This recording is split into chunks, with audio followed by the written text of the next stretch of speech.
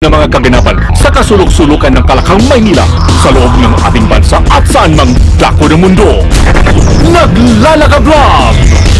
Katatampukan ng mga pambihirang kaganapan na bumabandera sa mga police blotters, mga kulay dugong pangyayari na nakakagimbang at mga nakakatawang pansin eksena na tiyak na pag-uusapan. Naglalaka Vlog! At narito na ang naglalagablab na mga balita sa DZXL 558. Naglalagablab na mga balita. Kami pa rin po ang inyong tagapagbalita o si Buddy Obera. At ako naman si Weng. DZXL Breaking News. Ang pong hirit ni Napoles na ipagpaliban sana yung kanyang pagharap sa Senate hearing sa Huwebes ay ibinasura. Sama natin sa balita may live report si Grace Mariano. Grace, si radyo mo. Agad nang nagbigay ng tugon ang Senate Blue Ribbon Committee sa naturang request ni Jonathan Napoles na ipagpaliban ng pagharap niya sa Senate hearing na kapagdayan ngayong November 7 dahil wala daw siyang abogado. Nagbigay na kasi si Atty. Lorna Capulan sa liham na ipinadala ngayon ding umaga kay Napoles ni Committee Oversight Office Management Director General Attorney Rodolfo Noel Kimbo. Sinabi nito na makikipag-ugnayan ang komite sa Public Attorney's Office o PAO para mabigyan ng abogado si Napoles sa pagharap nito sa Senate hearing. Kaya ito ay tuloy pa rin yung darating na Huwebes. Mula sa Senado, Grace Mariano, Patak Orinig. DZXL Breaking News. Naglalagablab na mga balita. Meron pong balita tayo dyan lang sa may South area. Merong mining supervisor na iligtas sa pagkakakidnap sa Cavite. Ma-report si Jamie Lee De Castro. Jamie Lee Radmo.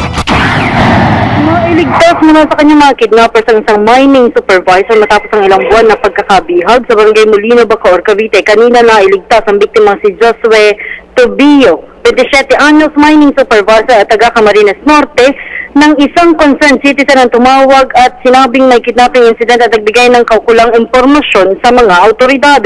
Sa operasyon na aresto ang leader ng kidnapping syndicate na si Felizardo Pagulayan, isang KFR national wanted person at may reward money na nagkakahalaga ng 500,000 pesos at dalawang tauhan nito na sina Danilo Glipa at Anthony Peralta. Sa ngayon, nagpapatuloy pa ang investigasyon sa naturang insidente. Kasama mo sa Southern Tagalog para sa DZXL 558, J. Melody Castro. Amen. Naglalagablab na mga balita. Binawian po ng buhay isang taong gulang na batang babae matapos tamaan ng meningococemia sa Marikina City ho ito. Takong alas 11:45 kagabi nang namatay ang biktimang taga Mambugan, Antipolo. Ayon kay Dr. Emmanuel Bueno, Director ng Mang Rodriguez Medical Center, alas 6:50 kagabi nang isugod sa ospital ang bata.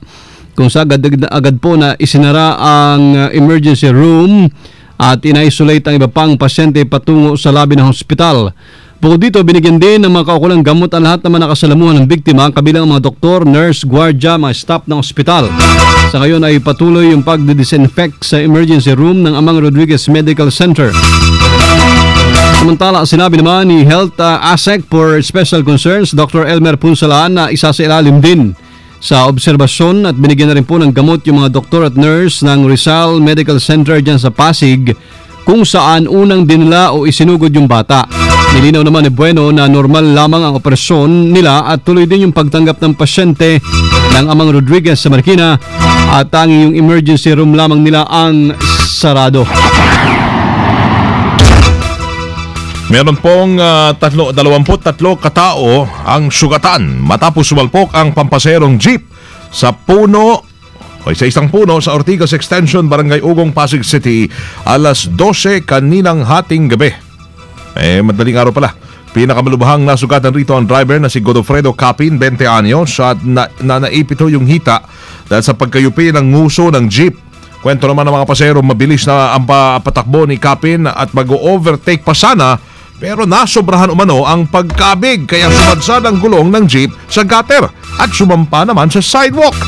Nagpapagaling na sa ospital naman ang ilan sa mga biktima habang ang iba naman ay nakauwi na ng kanilang bahay. Naharap naman sa kasong reckless imprudence resulting to damage to properties at multiple physical injuries ang driver na si Capin. Naglalagablab na mga balita. DZXL Bulat Palaro. Umaasa po makasama sa Sinag Pilipinas o Sinag Pilipinas Men's Basketball Team Coach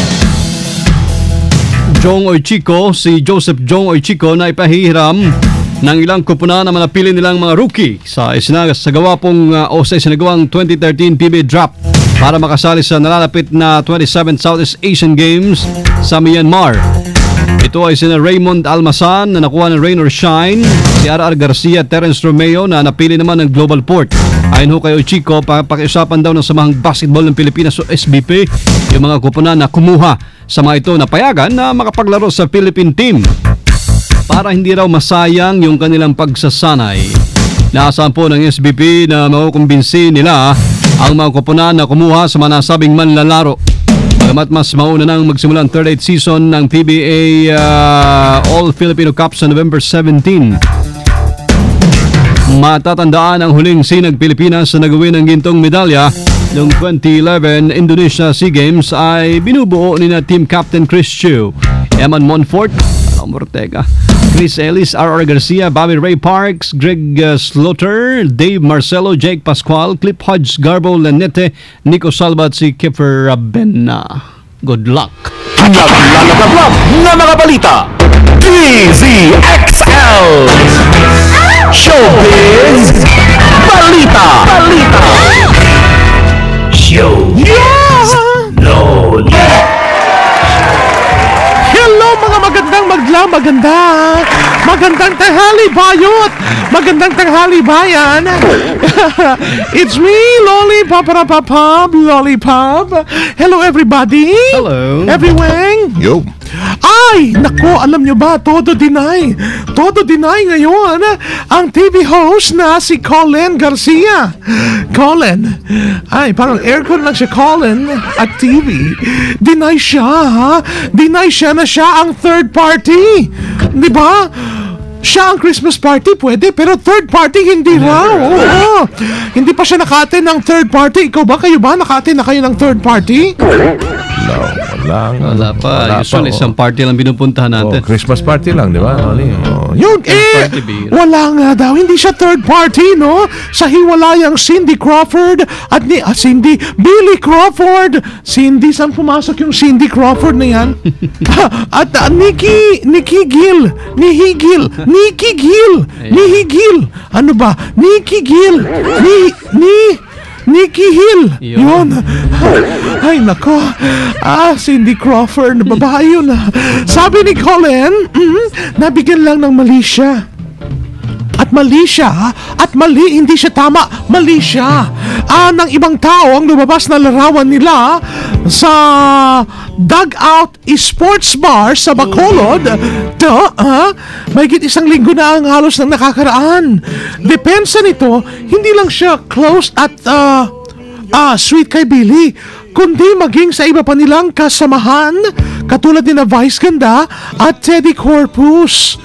Wala rin naman daw siya nakitang masagwa o masama sa lumabas na larawan. Yung sweet sila, di ba? Ganun lang naman daw ang turing niya sa mga kaibigan niyang babae, lalaki at babae at binabae at nagkukunyaring lalaki. Okay, hindi na lamang raw siya magpapaka-apekto. Uy, hindi daw papa-apekto, sumagot naman, gaga. Okay, sa mga sinasabi ng tao tungkol sa kanya dahil alam niya naman kung ano daw ang totoo, di ba? So, it's the third party, no third party, Christmas party only. It's me, Party Line, Lollipop. Thanks, Lolly. Party. Ano pa ba yung party line? Party line. Parang hindi na uso yan. Nabutan mo ba yun, party line? Party line, hindi. Hindi, wala kasi kami telepono sa bahay. Dito naranasan ko. Party line.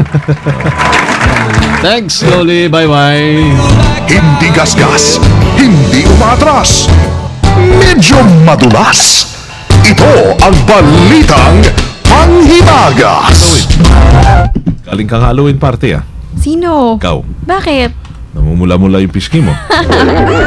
Magandang tanghali mga kasama. Kami nakita sa Halloween party. Mukhang nakagat ka ni Dracula. Padikit ka kay Dracula. Nang hindi sinasadya. Ayan. Talaga mamula yung pisngi ng PB. Mukhang may sumipsip. Ha? May sumipsip. Ayun nga. Mali, sa pisngi po sumipsip. Pag in love kasi, nagbablush din. Ganun ba yun? Ayan mga kasama, familiar ba kayo kay Giant George? Hindi. Siya ang naitalang isa sa pinakamalaking aso sa buong mundo. Umaabot siya na may ba? taas ng 3 feet at 7 inches. Aso At pala. doble. Pala yun? Usapan natin. Akala ko naman, mataas, malaki. Oo. Ano ba, mataas, malaki? Pinakamalaking aso sa Malaki. buong mundo. Aso. At doblehin mo ang 3 feet pag siya'y nakaupo naman. Ngunit sa kasamang palad, siya ay namatay na kamakailan sa Arizona. Ay, karamay. Sa edad lang na 7 taong gulang. Siya Nakakagat rin ng kwan, no? Nakagat ng Dracula. Dracula. Oo. Halloween na no? Kamakailan lang. Ikaw ba, pagkakagating ka ni Dracula, sa mo gusto magpakagat? Pakagat na nga sa pisngi nga, oh. Walang dugo eh. Pwede rin. Well. Para pumayat-payat yung cheeks ko. Ayan, siya sana ay magiging 8 taong gulang sa darating na Nobyembre. Anong buwan? Nobyembre. Nobyembre. Bago. Nobyembre na tayo ngayon. Ayun. Ayon naman sa mga nag-alaga sa kanyang si David at Christine Nasser, mahirap sa kalooban nilang pakawalan si Giant George. Simula noong 7 weeks pa lamang siya, marami na siyang fans at ngayon sa kanyang funeral ay magtitipon-tipon sila. Ayun sa yung mga mga aso. kasama. Oo. Laki Aso nga, no? at mga fans Grabe. niya. Grabe. Yan, katabi niya Laki yung ng aso. yung tagabantay niya. Malaki doon. Para Mas na siyang- malapad doon sa aso sa Mines View Park. Para na siyang kalabaw. Oo. Kalabaw. Oo. Sa sobrang laki niya. Asong kalabaw na yan eh. Manggang kalabaw. At yan po ang balitang pahimagas. Candy XL Sinwon, Chong Sin, Washer, Phoebe, Tatak, Armen. Thanks, baby. Ingat sa kagat, ha. Thank you Salamat. Bella. May Si Bella. Oo. Pinagat ni Edward. Na Tama. gusto rin kagatin ni Nung isa. Jacob. Ayun. Na gusto rin kagatin ng aso. Sabi ni Someone Special, baby. Ano raw? Ang cute Mapakagat mo raw. ka raw? Ang cute mo raw. Someone special. Baka totoo ka, lumabas ka na. Lahat mo na ang totoong, hindi si someone special. Dapat you should be not someone. Ilabas niya. Wala. Magandang tanghali. Robust Dietary Supplement for Men, 0909-333-3333. James Coffee, thank you. Dire-diretso na po kami. Naglalagablab ng balitang Tatak RMN. Yung napahinggan sa DCXL 558, mga kasama. Tama. Ngayong tanghali ho ng Martes, November 5, 2013. Kasama nyo sa serbisyo publiko from the province of Occidental Mindoro. Mabuhay, ako po si Buddy Oberas. Layo ng pinanggalingan mo, no? Layo. Lalo naman ikaw. May flight pa naman, mamaya. Babalik Sa tayo amin, 6 bukas ng hours umaga. lang para Manila. Sa amin, 1 oras kalahati. Aeroplano yan. Sa amin, by land and by water. City of The City of Sam. Ano kaya araw-araw tayo umuwi, no? Mayaman. Ang bilis natin ng programa. And the City of Samuel, this is Primo Hermano, Weng de la Peña. Kaya po lahat sa DCXL ay Tatak RMN. Payo ang 15 minutong kalipunan ng mga pinakahuling kaganapan sa Kalakang Maynila, sa ating bansa at saan mang dako ng mundo. Naglalagablab! Dito lamang sa Unang Pihit, DZXL 558, ang bagong kasama mo.